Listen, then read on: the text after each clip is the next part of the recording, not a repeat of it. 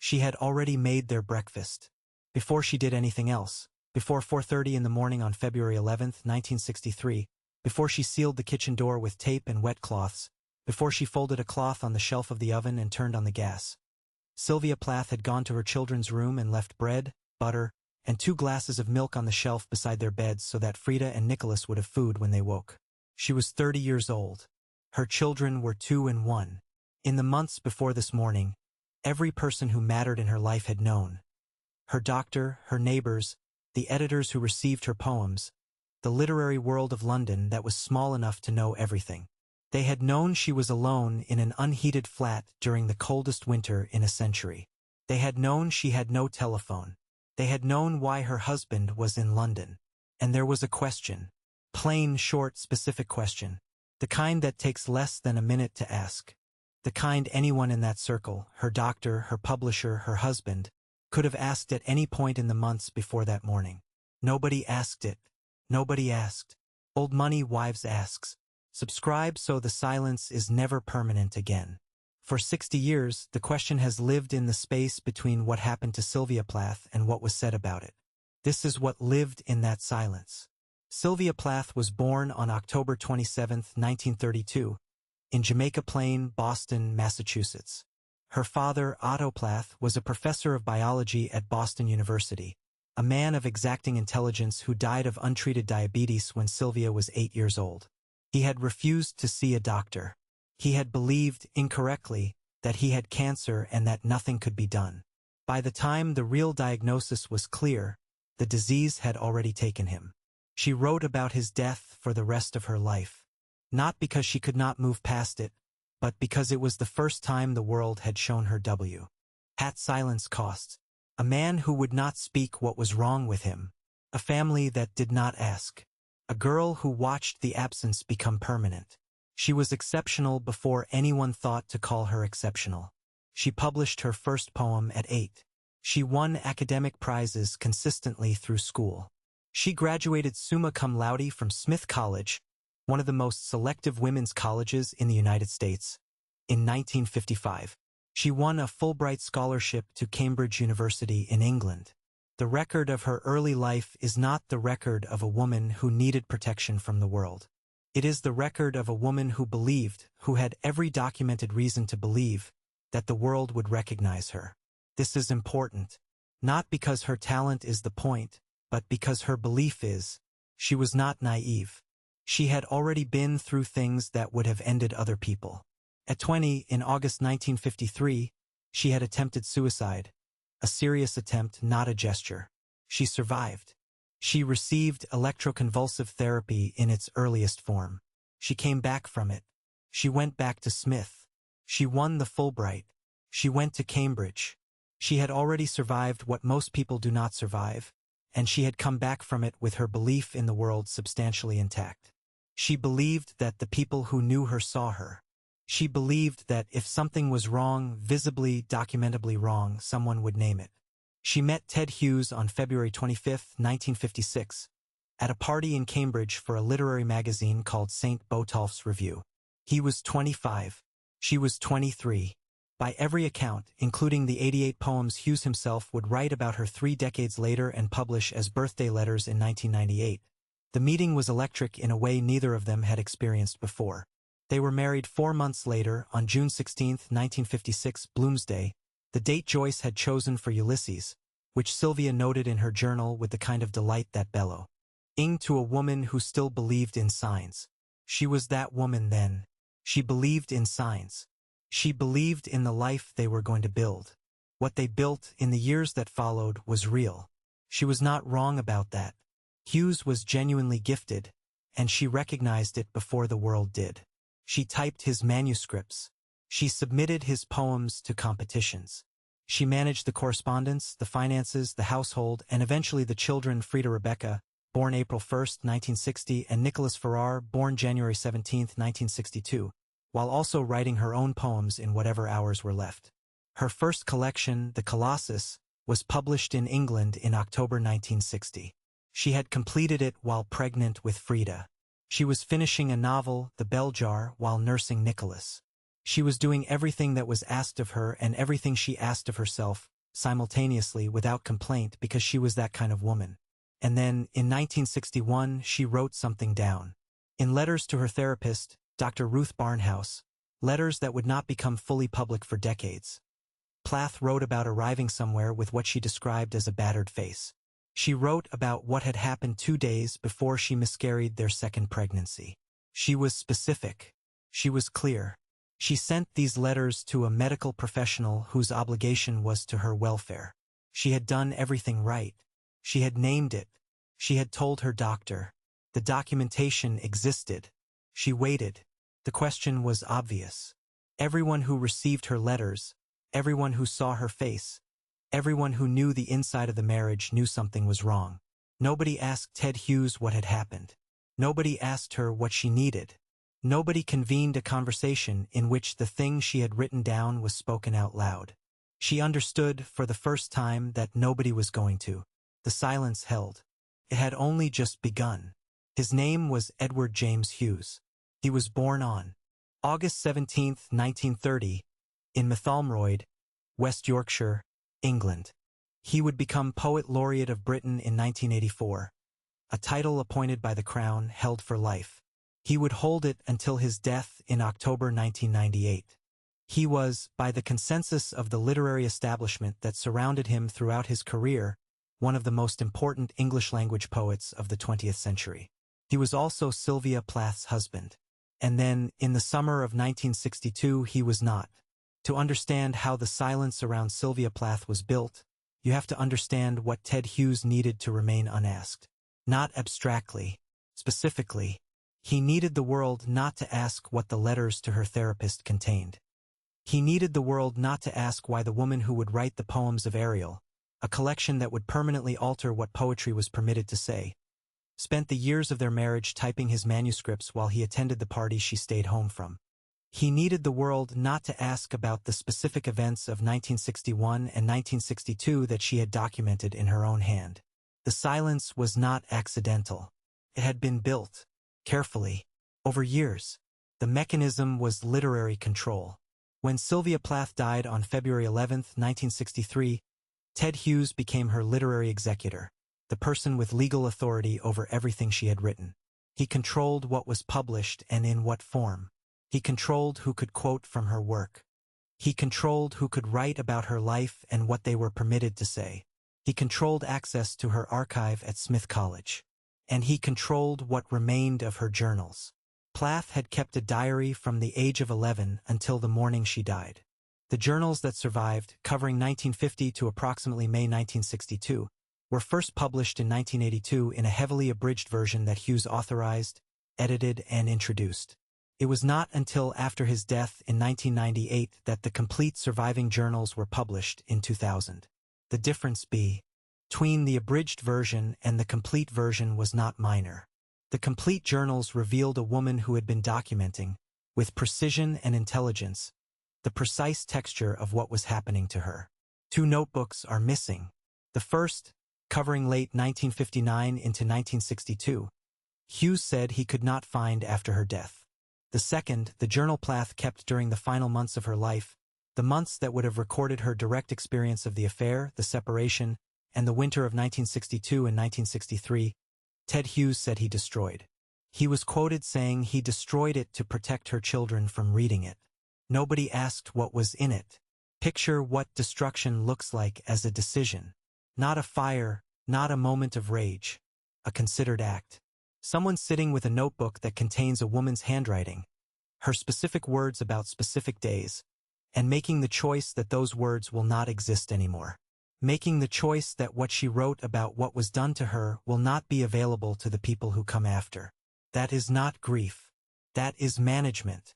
For decades, Hughes's sister Alwyn Hughes served as literary agent for Plath's estate. According to published records and the accounts of multiple scholars, Alwyn Hughes controlled access to Plath's work with a precision that shaped the biographical record for a generation. Biographers who were critical of Ted Hughes found their cooperation withdrawn. Their ability to quote from Plath's copyrighted poetry, legally required for serious literary biography, was revoked. And Stevenson, who wrote the 1989 biography Bitter Fame with Alwyn Hughes's active participation, later described the collaboration as one in which she felt constrained by what the estate would permit her to say. Linda Wagner Martin, who wrote an earlier biography, found her access similarly limited after her manuscript proved insufficiently favorable. Hughes also edited the poetry. When he published Ariel in 1965, 2 years after Plath's death, he organized the collection differently than she had arranged it. She had left a manuscript with a specific running order. He changed it. He excluded 12 poems she had included and added others. The collection the world first read as Ariel was not the collection Sylvia Plath had assembled. Her original arrangement was not published until 2004, 41 years after her death. What did all of this protect him from? It protected him from the question the record was forming. A wife's destroyed journals. A wife's letters to her therapist describing physical harm. A wife's death by suicide in an unheated flat during the coldest winter in a century. A death that occurred 6 months after he had moved to London to be with another woman, while he was still, according to published accounts, collecting her mail and managing her literary affairs. The estate. The destroyed journals. The abridged published version of what survived. The biographers whose access was revoked. The poetry collection reorganized. Each mechanism alone was explainable. Together, they formed something that required a name nobody gave it for decades. The silence held. It had been built to hold. What grew in the silence was a story that was not hers. For years after Sylvia Plath's death, the dominant narrative was one of inevitability. She had always been fragile. She had tried before. The bell jar was autobiographical. Wasn't that proof of something? Brilliant but unstable. Unable to manage the demands of being a poet and a mother.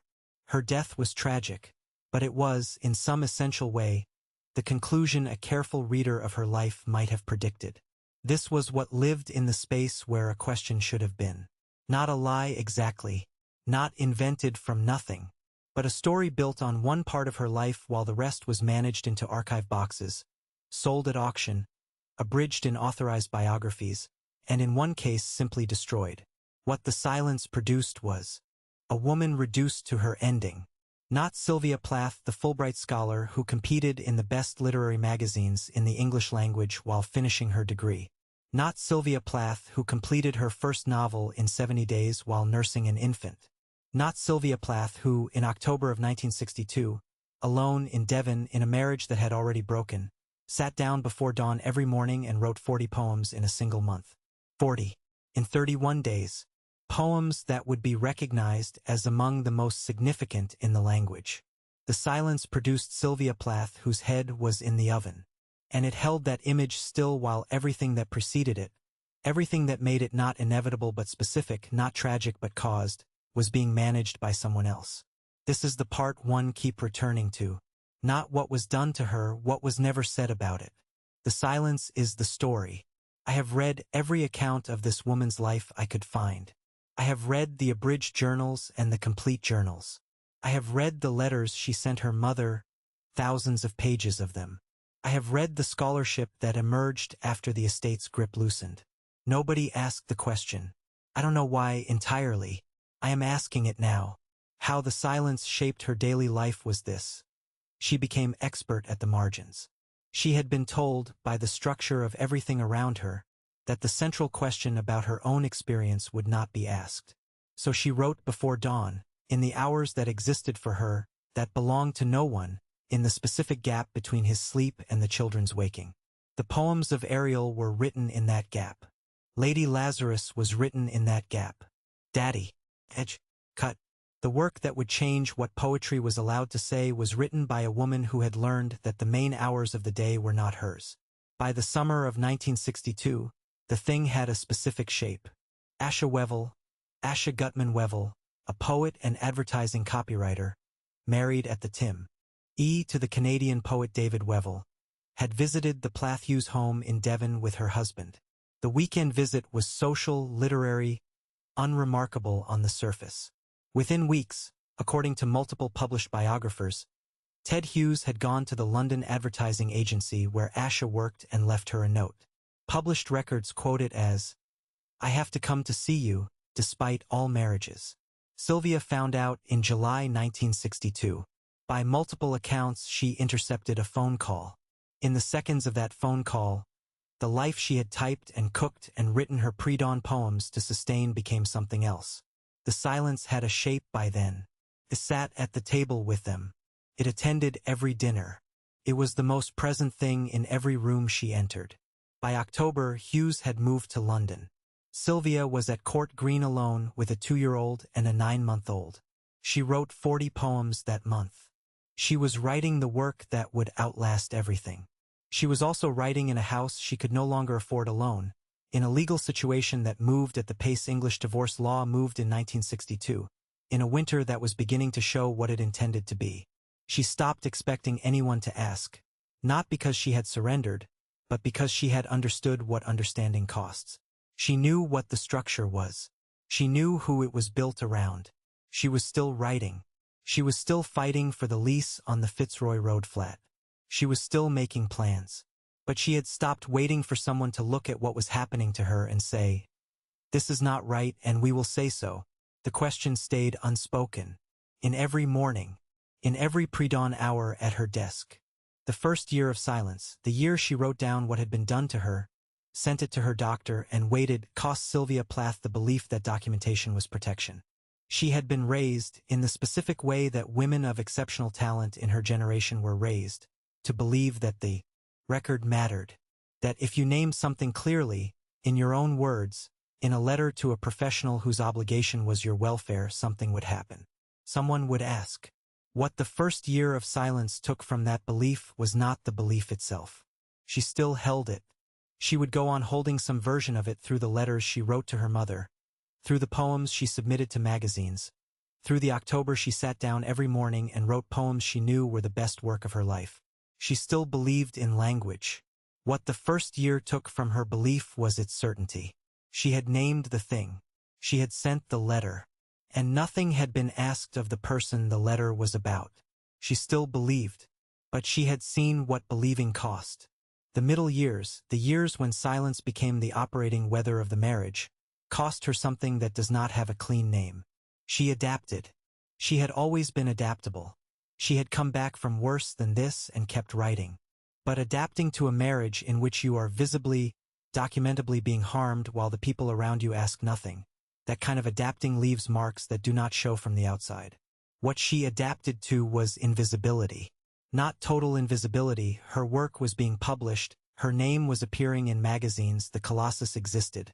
But the invisibility of the specific, the particular, the thing that was happening to her inside the life that from the outside looked like a literary marriage, a Devon farmhouse, a Fulbright scholar and a poet laureate in waiting building something together. What adapting to that invisibility cost her was the sense that she had a right to more than the margins. Not her writing, she never lost that. But the ordinary claim a person makes on the world, the claim that what is being done to me is the kind of thing someone should ask about. That claim she had adapted away from. She moved around it the way you move around furniture that has always been there. You stop seeing it as something that can be moved. Asha Wevel was, according to published biographical accounts, pregnant with Hughes's child at the time of Sylvia's death in February 1963. She had an abortion shortly after. This was not widely known for years. It is part of the record now. It was not part of the record then. Not because it was a secret, but because nobody was asking the questions that would have made it necessary to say. The silence held. Another year. The cost compounded. The year Sylvia almost asked was 1962. July, the month she found out about Asha Wevel. She was not silent. By multiple accounts, she confronted Hughes directly and immediately. She threw him out of their home. She wrote to her mother, to her therapist, to friends. She was not the woman who swallowed the thing quietly.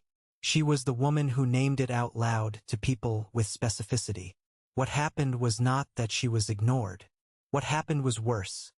She was heard, and nothing changed. Hughes left. His career continued. The affair continued. He was not asked by the literary world to answer for anything. His name remained in the newspapers. Hers remained at Court Green with the children. She had done everything a person can do to force the question into the open. Named the person, named the act, spoken to people who knew both of them, and the structure had absorbed it as a private matter. Between a husband and a wife. Not the kind of thing the world was required to have an opinion about.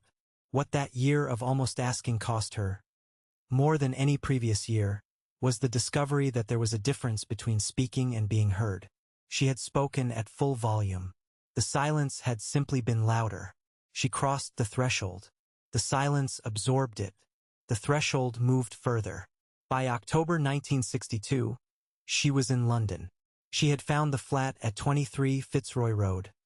A flat in a building where W.B. Yeats had once lived, which she pursued with particular determination because she understood it as a sign, the kind of sign that a woman who still believed in the future looks for.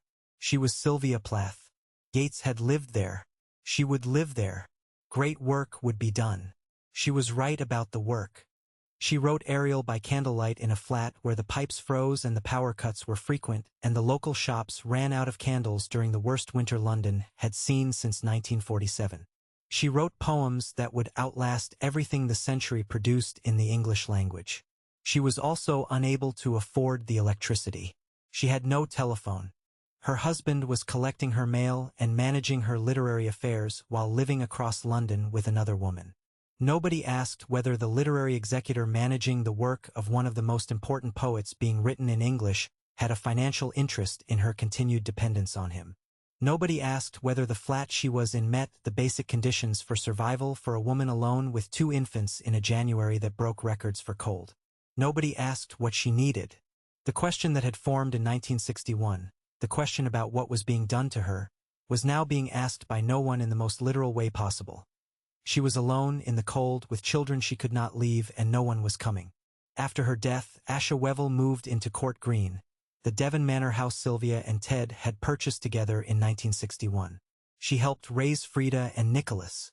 She lived in Sylvia's house with Sylvia's children and Sylvia's husband. This was not publicly known for years. When it became known, nobody was asked to answer for it. By the final years, the years that are marked as after her death but are really the continuation of the silence into permanence, what remained was a curated record. The journals that would have contained her direct testimony of those final months were gone. The ones that survived were abridged. The letters to her, their apis sat in an archive mostly unpublished until 2017, when 9 of them appeared at auction before being claimed by Smith College. She had written everything down. The documentation existed. The silence had simply outlasted it, had managed it, abridged it, destroyed what it needed to destroy, and held everything else in an archive that required the estate's permission to access. By the 5th year, the silence had become the furniture of her life. She moved around it the way you move around a table that has always been there, without asking any more when it was put there or why or by whom. The silence had cost her everything it was possible to cost someone who had not been asked a single question. And it was still not finished. She tried. This is the part of the story that gets lost in the ending, the trying. She did not wait quietly for someone to ask. She attempted, more than once, in more than one form, at greater and greater cost to herself, to force the question into the open. Each attempt required her to cross something, a line of safety, of privacy, of self. And each time she crossed it, each time she gave something up to make the asking possible. She found that the line had moved, further than before, requiring more than she had given. The first threshold was her journal. She had kept a diary since she was 11 years old. Thousands of pages. By the time she was in her 30s, the journals were among the most detailed private records of a woman's interior life written in the English language. She wrote down what was happening to her with the same precision she brought to her poems. She wrote about arriving somewhere with a battered face. She wrote about the specific sequence of events that preceded her miscarriage. She named what had been done. What crossing this threshold required of her was complete trust in the act of writing itself. The belief that naming something on the page in her own hand was the first movement toward making it real in the world. She was a poet. This was not a small belief for her. It was the fundamental one. Language made things real. What the silence did to that crossing was absorb it. The notebooks were private. What is private can be managed, can be edited, can be destroyed. She had documented the thing, and the documentation would be controlled by the person who had done the thing. She had documented the thing, and the documentation would be controlled by the person who had done the thing. What she had built to protect herself had been built on ground he already owned. The second threshold was medical. She wrote to Dr. Ruth Barnhouse across the years of the marriage. In those letters, 9 of which emerged at auction in 2017, and which a specialist described as representing the only documents from that period of her life written from her own perspective. She named, with clinical specificity, what had been done to her. She said she had been hit. She described the events that preceded her miscarriage. She sent these things to a doctor whose legal and ethical obligation was to her welfare. Those letters were not made public for over 50 years. They remain largely unpublished as of recent scholarship. They are at Smith College in an archive held as part of the therapist's estate. The estate was bequeathed to the institution. The institution has the letters. What has been done with them is what has been done with much of the record of Sylvia Plath's private testimony, held at a careful distance from the public, for reasons that have never been asked about directly. She had crossed the threshold of medical disclosure. A doctor held the record. The record sat in an archive for 50 years. What she had trusted the medical system to do with her testimony, the medical system had done. Filed it, held it, made it inaccessible. The asking she had done in private had stayed private. The line she needed to cross was further now than it had been before she crossed this one. The question is almost fully formed now. It will be spoken, but not yet. The threshold that cost the most was July 1962. When she intercepted the phone call and understood what she was hearing, she did not stay quiet. She confronted Ted Hughes directly, in their home with their children present. She threw him out. She told her mother, told her in the kind of letters that leave no ambiguity about what has happened and who has done it. She told friends. She told people who knew both of them, who moved in the same literary world, who would not be able to claim later that they had not known. What crossing this threshold required of her was the willingness to blow apart the architecture of her life. The Devon house, the literary marriage, the version of herself that had organized her considerable ambitions around the belief that she and Ted Hughes were building something together. She was willing to let all of it be seen for what it was. She spoke his name. She named the other woman. She named what had happened to the life she had built. The structure held against her. It did not crack. Hughes's reputation continued. The affair continued. The literary world of London, the editors, the other poets, the people at the parties, continued to receive him as a major poet and to treat what had happened as a private domestic matter of no public relevance. His name remained in the newspapers. Hers remained in Devon with the children. What that specific crossing took from her permanently was not the ability to speak. She went on speaking in letters, in poems, in the negotiations over the flat and the divorce. What it took from her was the belief that speaking to people who already knew the shape of things would change the shape of things. She had spoken. They had heard. Nothing had moved. The silence was louder than her voice could reach.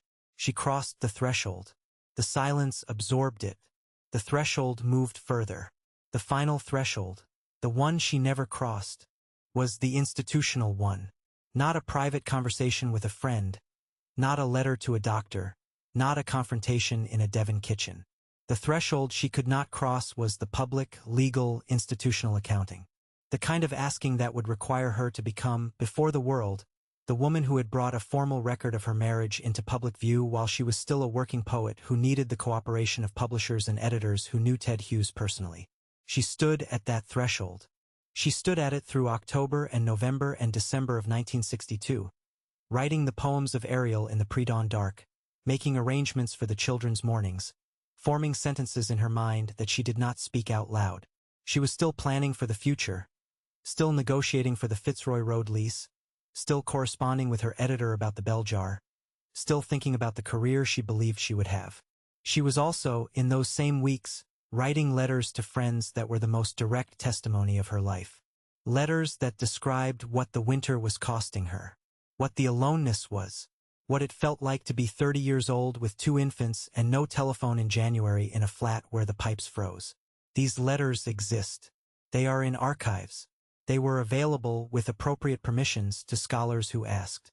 Very few people asked. The last threshold was not crossed. She stood at it for months. She never moved. And what waited on the other side of it, unasked, forever, became the heaviest thing she ever carried. At approximately 4:30 in the morning on February 11, 1963, Sylvia Plath did 3 things in this order. She sealed the door to the room where her children were sleeping with tape, towels, and folded cloths. She put a folded cloth on the shelf of the kitchen oven. She turned on the gas and knelt down. She had already, before this, left bread, butter, and 2 glasses of milk beside her children's beds. A recount of the morning confirms this. In the last hour of her life, she made arrangements for someone else's well-being before she made the final arrangement for her own. The nurse arrived at 9 o'clock. She knocked. She could not get in. A workman helped her break through. They found Sylvia Plath with her head on the oven door. She was 30 years old. The local newspaper's headline read, "Tragic Death of Young Authoress." The article identified her as the wife of one of Britain's best-known modern poets. Her death notice in Boston appeared under H. for Hughes, her married name. She was identified, in death, by his name. The question could not be asked after February 11, 1963. Not the way it needed to be asked. Not to her. Not with the possibility of an answer that came from her own mouth, in her own words. What remained was what had been allowed to remain. What remained was arranged. Ted Hughes moved Ashawevel into Court Green. The house Sylvia had chosen, had furnished, had written from, had planted a garden in. The house that was the last physical evidence of what she had believed the marriage was. Ashawevel helped raise Frida and Nicholas there. She helped raise Sylvia's children in Sylvia's house.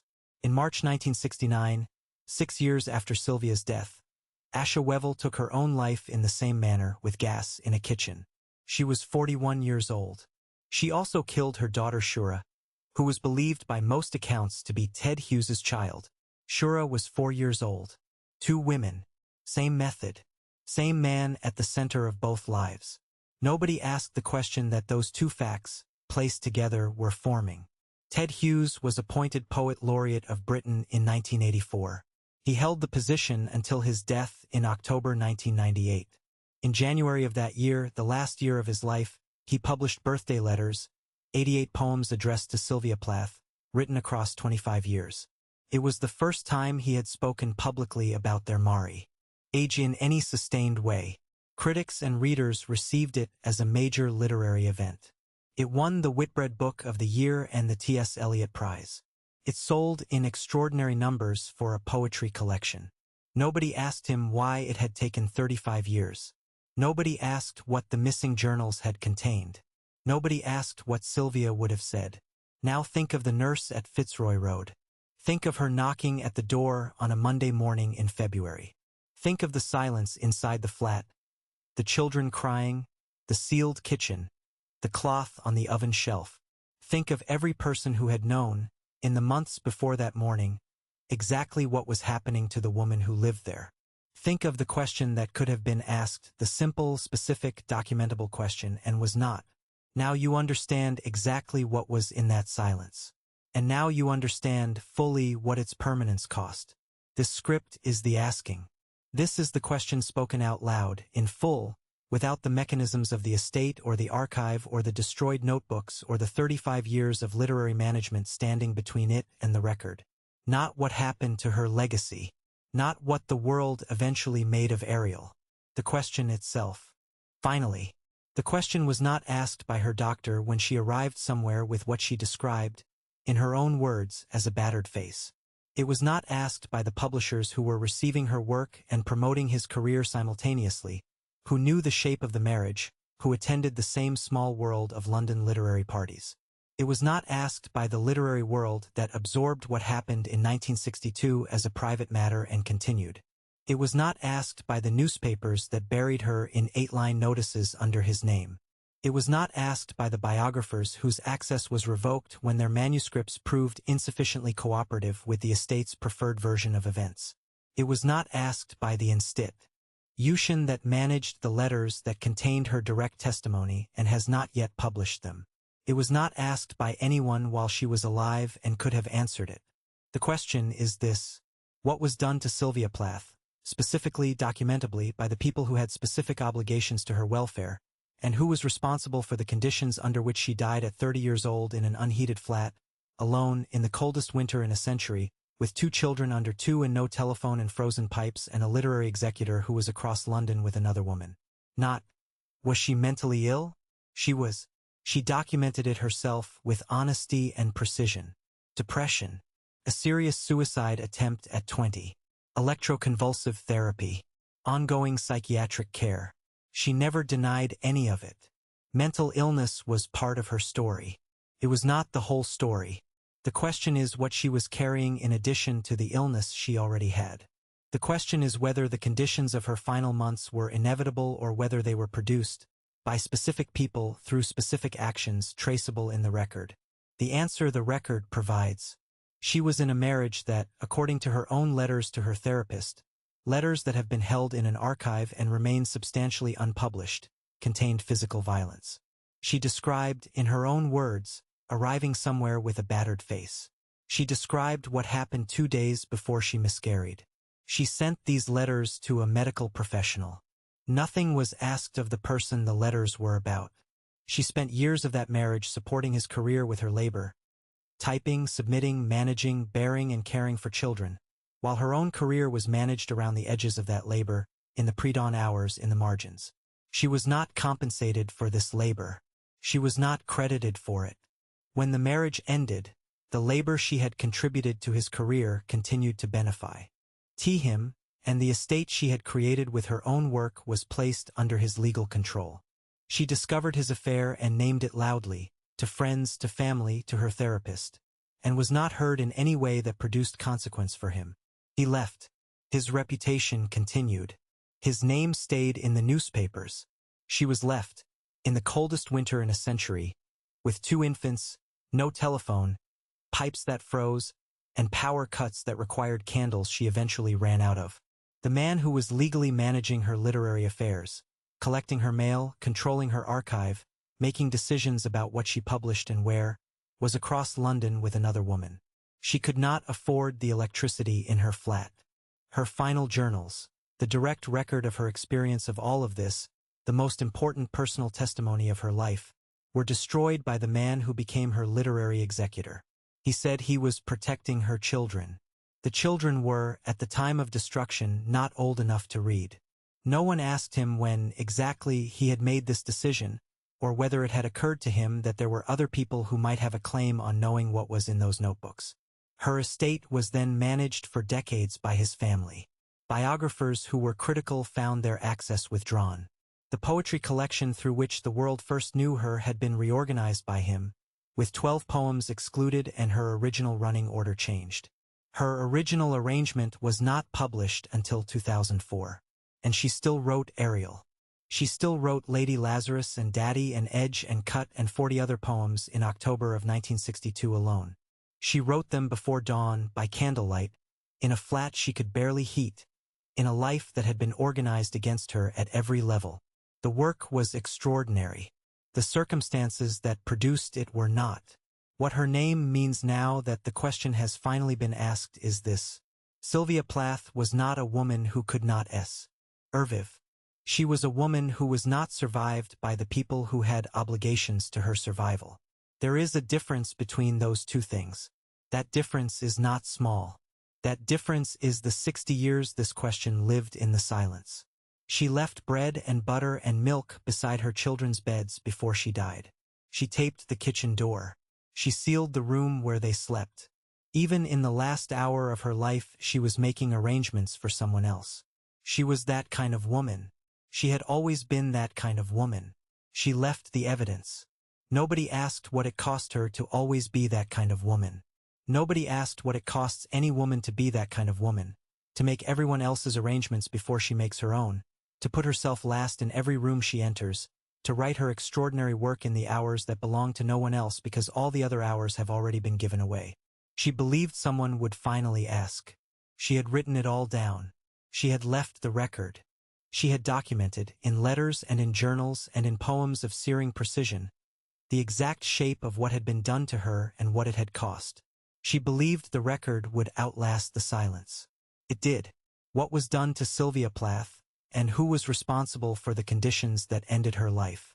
Her husband left her for another woman, destroyed her journals, controlled her literary estate, changed the order of her poems, and for 35 years said nothing publicly.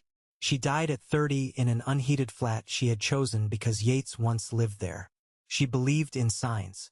She believed in language. She believed someone would finally ask. Someone finally did.